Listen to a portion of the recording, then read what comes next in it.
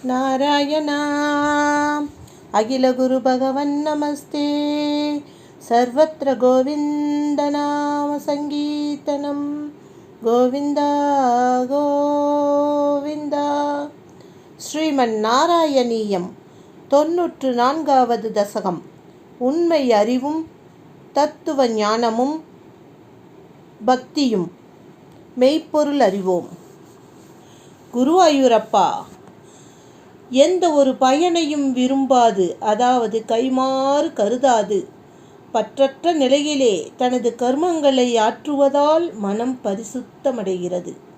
அத்தகைய மனம் படைத்தவர்கள் இருக்கிறார்களா என்ன? இந்த பூமியிலே நிறைந்து இருக்கின்றார்கள். சிறந்த சத்குருவின் உபதேசத்தால் உடல் புலன்கள் ஆகியவற்றிலிருந்து முற்றிலும் வேறானதும் தூய்மையே உருவானதும் எங்கும் நீக்கமர நிறைந்து விளங்குவதும் குருவாயூரப்பனது நிற்குண ஸ்வரூபமாக காணப்படுவதுமான பரபிரம்மஸ்வரூபத்தை அறிய முடிகிறார்கள். கைமாறு கருதாது கர்மங்களை ஆற்றுபவர்கள் அந்த குருவாயூரப்பனின் நிர்குணஸ்வரூபத்தை நிச்சயம் அடைவார்கள். பற்பல விதமான கட்டைகளில் காணப்படும் தீ அக்கட்டைகளின் பருமன், மெலிவு ஆகியவற்றிற்கு ஒப்ப மெலிந்தும் பருத்தும் ஒளிமிக்கதாகவும் அணைந்தது போலவும் காணப்படுகிறதல்லவா? அதாவது தான் தங்கியிருக்கும் கட்டையின் வடிவமே தாங்கி நிற்கிறது தீ. அதே கட்டையைப் போல மெலிந்தும் பருத்தும் ஒளிமிக்கதாகவும் மங்கியதாகவும் பலப்படியாக காணப்படுகின்ற பிரம்மஸ்வரூபமும் குணசம்பந்தம் பெற்ற பகவானது சகல ஸ்வரூபமும் மாயையினால் உடல் என்பதில் கற்பனை செய்யப்பட்டதாகவே காணப்படுகிறது.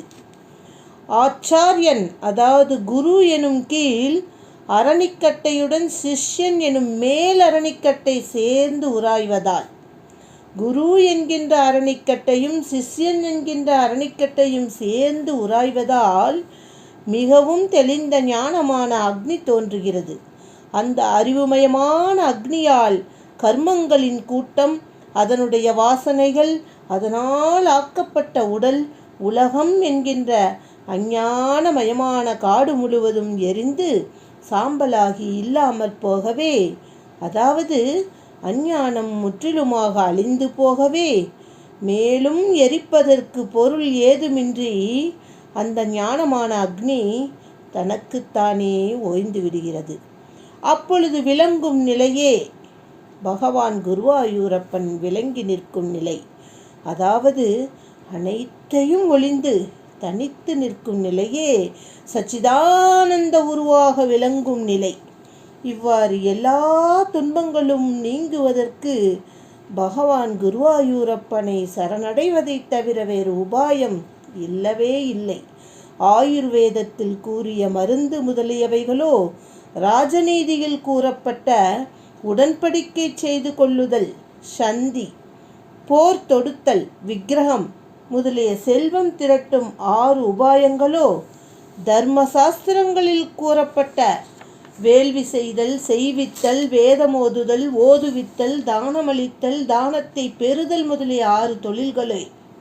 மேலும் வேதத்தில் கூறப்பட்ட யாகங்களோ யோகங்களோ, அதாவது வழிகளோ துக்கத்தை முழுவதுமாக ஒழிப்பதற்கோ அல்லது அவை திரும்ப வராமல் தடுப்பதற்கோ இயலாதனவை. அவை விவசாயத்தைப் போல மிகுந்த துன்பத்திற்கிடையே சிறிதே மகிழ்ச்சி அளிக்க வல்லன. மேலும் வேதத்தில் கூறப்பட்ட வழிகளும் சிற்சில குறைகள் கொண்டு விளங்குவதால், அதாவது சிற்சில பொருட்களின் தேவையால் எளிதிலே அனுஷ்டிக்க முடியாமல் இருக்கின்றன.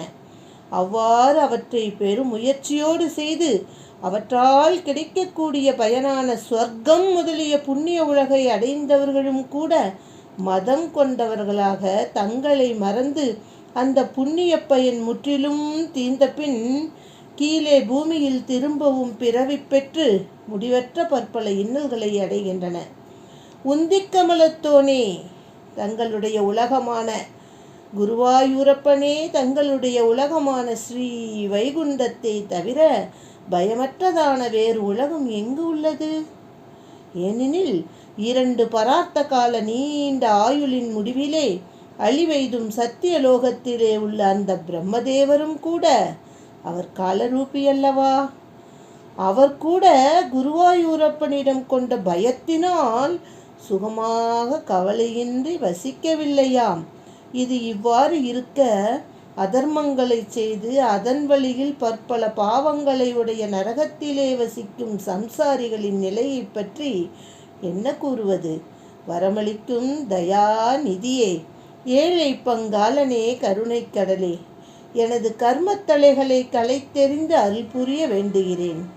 பிரபுவே குருவாயூரப்பா, உண்மையில் தங்கள் அம்சமாகவே இருக்கும் ஜீவனான எனக்கு உண்மையில் பந்தமோ, அதாவது கட்டுண்ணுதலோ, மோட்சமோ, விடுதலையோ கிடையாது.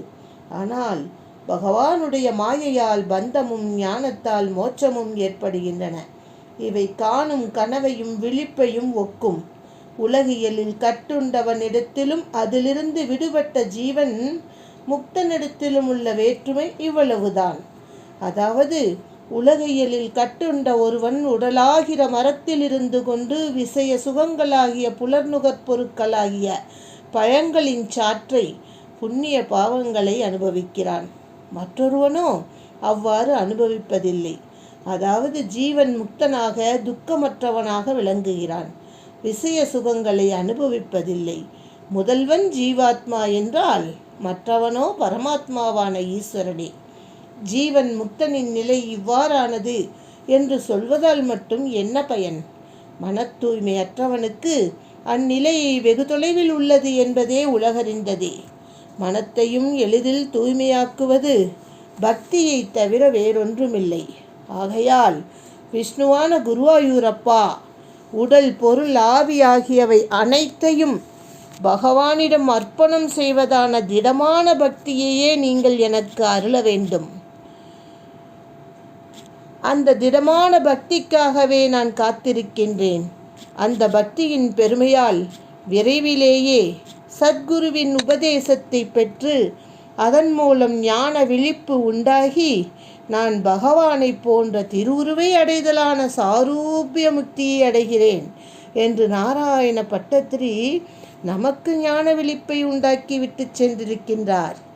மீமாம்சா சாஸ்திரம் முதலிய அங்கங்களுடன் கூடிய வேதத்தை கற்பதிலே மிக்க மன ஊக்கம் கொண்டவர்களாக இருப்பினும் சிலர் அந்த வேதங்களிலேயே புகழப்பட்ட பகவானை பற்றி அறிந்து கொள்வதில்லை. அவர்களது முயற்சியோ வருந்தத்தக்கது.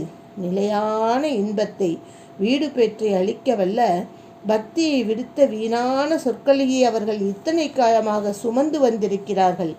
அதாவது கன்று ஈனாத மலட்டு பசுவை வீணாக பரிபாலிப்பவர் போலாம் அனைத்து உலகினரின் மனதை கொள்ளை கொள்வதும் பாவங்கள் அனைத்தையும் தீர்ப்பதும் குருவாயூரப்பனது திவ்யமான திருவிளையாடல்களான அவதாரங்களை விளக்கும் உயர்ந்த